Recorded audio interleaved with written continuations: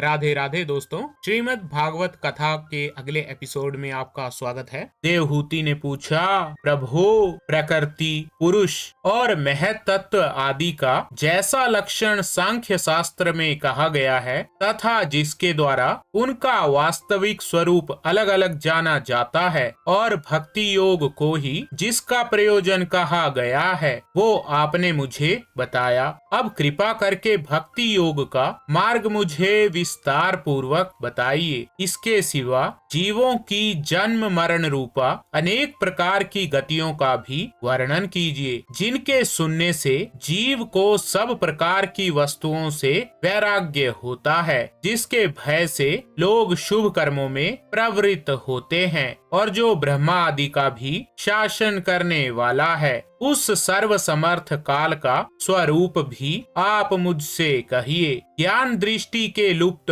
हो जाने के कारण देह आदि मिथ्या वस्तुओं में जिन्हें आत्मा अभिमान हो गया है तथा बुद्धि के कर्मासक्त रहने के कारण अत्यंत श्रमिक होकर जो चिरकाल से अपार अंधकारमय संसार में सोए पड़े हैं, उन्हें जगाने के लिए आप योग प्रकाशक सूर्य ही प्रकट हुए हैं। श्री मैत्रेय जी कहते हैं, गुरु श्रेष्ठ विदुर जी, माता के ये मनोहर वचन सुनकर महामुनि कपिल जी ने उनकी प्रशंसा की और जीवों के प्रति दया से द्रवीभूत हो बड़ी प्रसन्नता के साथ उनसे इस प्रकार बोले। श्री भगवान ने कहा, माता जी, साधकों के भाव के अनुसार भक्ति योग का अनेक प्रकार से प्रकाश होता है, क्योंकि स्वभाव और गुणों के भेद से मनुष्यों के भाव में भी विभिन्नता आ जाती है। जो भेददर्शी क्रोधी पुरुष हृदय में हिंसा, दंभ अथवा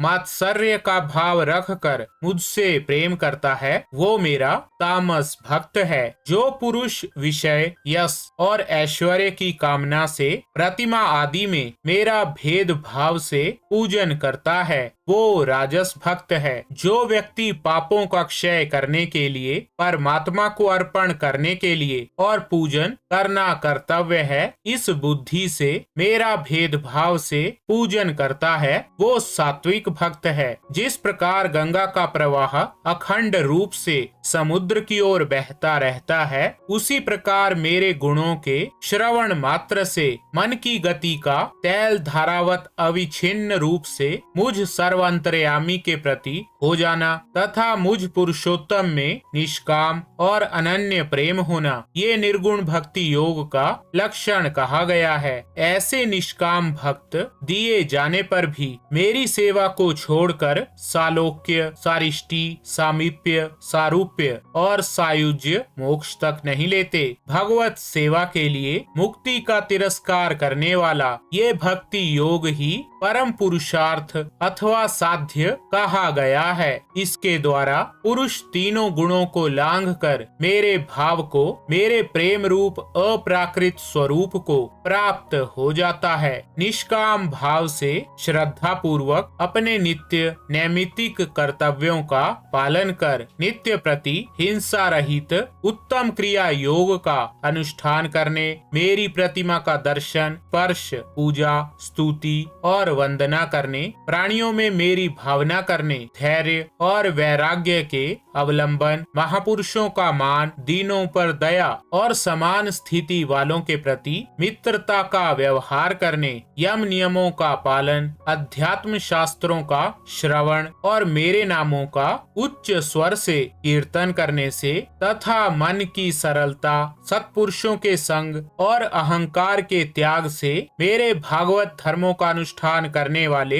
भक्त पुरुष का चित्त अत्यंत शुद्ध होकर मेरे गुणों के श्रवण मात्र से अनायास ही मुझ में लग जाता है। जिस प्रकार वायु के द्वारा उड़कर जाने वाला गंध अपने आश्रय पुष्प से घ्राणेन्द्रिय तक पहुंच जाता है, उसी प्रकार भक्ति योग में तत्पर और राग द्वेष आदि विकारों से शून्य चित्त परमात्मा को प्राप्त कर लेता है। तो ठीक है दोस्तों, श्रीमद् भागवत कथा के इस एपिसोड में बस इतना ही। राधे राधे।